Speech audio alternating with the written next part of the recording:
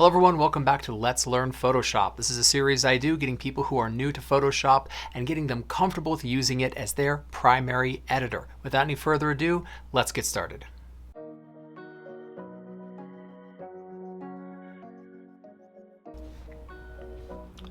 So today we're going to introduce the essential concept of layers.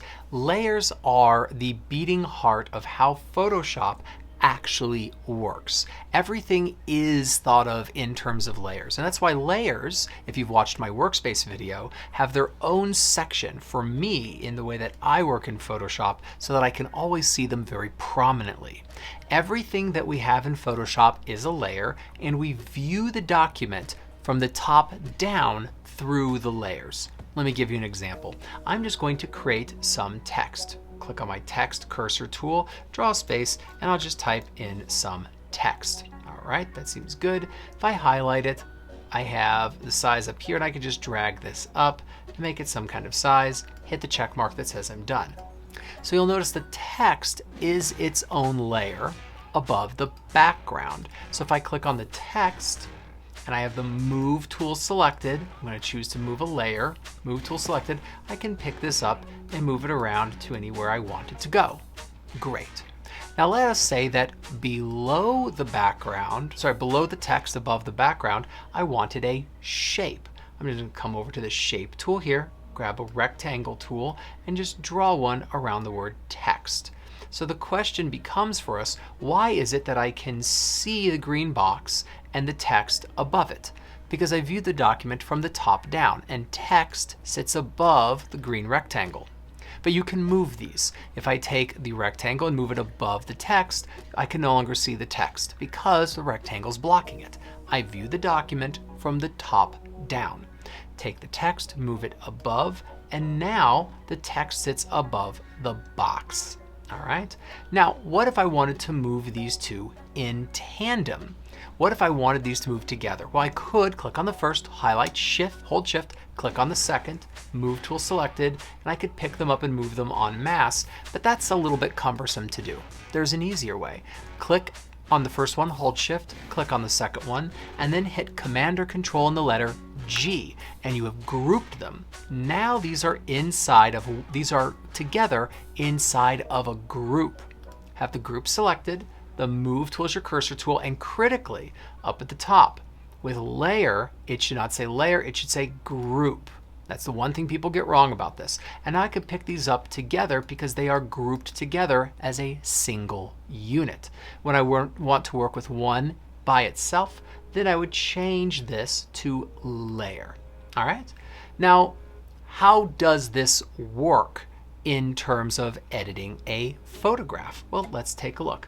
I'll just grab this image here, and I will right-click, edit in Adobe Photoshop. Here I have it.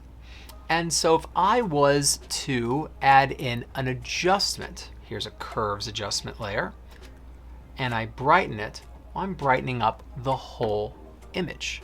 Okay, sure, no problem.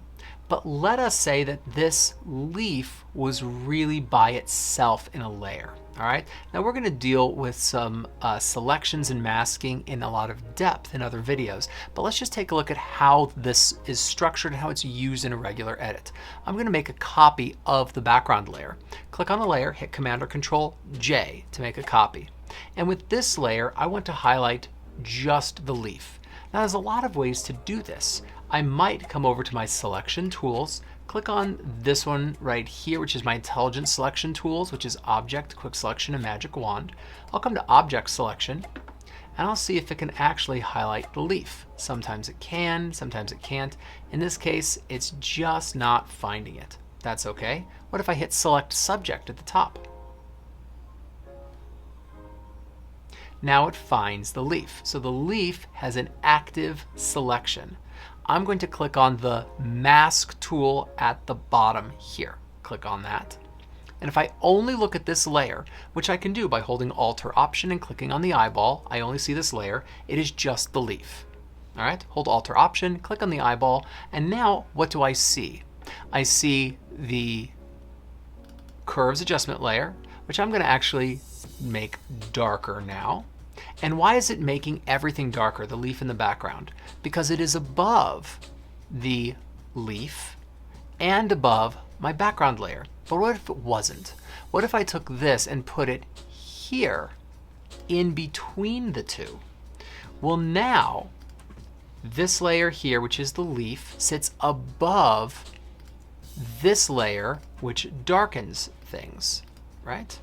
If I turn this layer off and on, you'll see it darkens the background, but not the leaf. And the reason why is that the leaf sits above it, and we view the document from the top down.